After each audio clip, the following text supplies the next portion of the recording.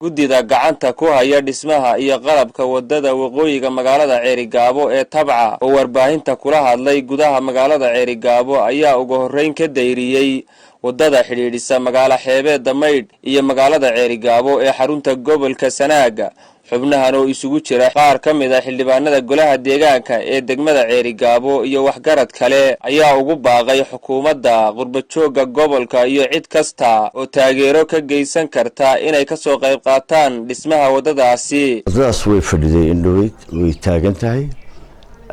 dadka qurbajooga nimo wanaagsan oo khayr qaba ayaa gaadiid soo diray 3 xabba waa gaarigan aan daba taagan nimanka bulldozer-ta iyo gaari iskaafaytara iyo sheewal isku jira iyo gaari iska roga gawaaridaas wax loogu talagalay in wadada ka shaqeeyaan waxay u baahan yihiin wixii lagu dhaqaajin lahaa wadadu waxay u baahan tahay dadkii ka shaqeyn lahaa wixii la siin lahaa waxaan noogu ballan qaaday waxyaalahaas oo dhan dawladda tiri waxbaan ka qabaynaa wasaaradda hawlaha guud baa tiri waxbaan ka qabaynaa marka haddii ay ka baxday meesha jabhaddii dadkii in loo sameeyo meeshii oo loo hagaajo mashaariic loo sameeyo ayaa ku jirtay qorshaha ilaa hadda waxba lagama hayo waxaan doonaynaa iminka ciddii wax tari karaysa meeshaas wax ka qaban karaysa meeshaas way taagan tahay waan xarun isku xidho wadanka waana meel muhiima ummadii way u cadilan tahay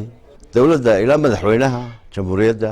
waxaan ka codsanaynaa hawshaas inuu isu kaayo kaba raaciyo oo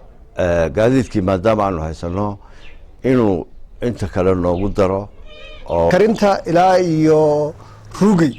weeyaan inta ugu daran ee baahida ugu weyn ay hadda taagan tahay sida xildhibaanku uu sheegay waxaan halka aanu ka direynaa baaqa waxaan u direynaa cid kasta oo muxsiniina cid kasta oo muwaadiniina cid kasta oo danaynaysa inay wax ku darsato kana qayb qaadato si gaar ah waxaan u gaarsiinaynaa baaqan wasiirka gaadiidka iyo wadooyinka oo horena ballanqaad u sameeyay ballanqaadkaas waxaan jecelahay inuu ka dhabeeyo maanta waxaa loo baahan yahay qalabkii maadaama la hayo waa manpowerkii wixii lagu shaqeyn lahaa shaqaalaha la siin lahaa ama shidaalkii gaadiidka la siin lahaa waxaanu kaloo baaqan gaadhsiinaynaa dadka ganacsatada iyo dadka deegaankan sanaag ka soo jeeda siiba deegaankan buuraleyda ilaa xeebaha mudda ugu weyni 75 markaa dheego 30 kilomitir 75 drainage oo biyo ka degaan ilaa 100 drainage bay leedahay u baahan bariyaheedii waqtiga ay loo suurta gasho in lagu talagalo la sameeyo waxa ka muhiima waa dhaqaalaha loo helo dhaqaale la'aanta ayaa haddaan dhaqaale lahayn midna waxba ka socon maaya saabku gudoomiyuhu noo ballan qaaday hawsha inuu waxna laga qabto iminkana xagga Hargeysa uu ku maqayaa dhowr jeer oo jaamac Jibriil iyo odayaal la hadlayna wixii arintii waa wadnaa iyana ballanqaadkana waa la sugay kii hawshii laga sii ambaqaado laanu baahidii way sii korodhay dhulkiina way sii xumaaday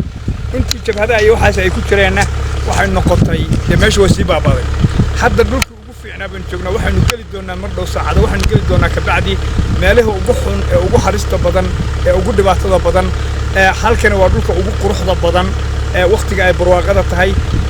laakiin hadday wado xumaato cidina quruxdeeda faa'iido u yeelan mayso marka bismillaahir rahmaanir rahiim sida uu xildhibaanku sheegay wadada anigu waxaan ka mid ahay dadka hadii jeer mara oo isticmaala xaalkeedana aad buu hadda u liitaa meel adag maraya trip ugu dambeysay hadda waxaan ka soo maqnay marmarana dhowr iyo 10 casho waan sii marnay wadada markii hore haddeerna xildhibaanka waxaan u soo kaxaynay iyo qoliyahan kale nala socda inay xaaladda ay arkaan oo dhowr ku arkaan ciddii kale aynu gaarsiin karno aanu gaarsiino in la arko wadada halka ay marayso la duubo waxaan ku sii dhaafnay maalintii aanu waraysanay gaadiid halkan taagan halkan hore aynu gaari doonay Xaramooli gabadho waaweyn bay ahaayeen waxay noo sheegeen gabadhaasi in aanay tegi karin meel oo halka aanay dhaafi karin. Cabdirasaaq Maxamed Jaamac Sugulle Saab TV Ceerigaabo.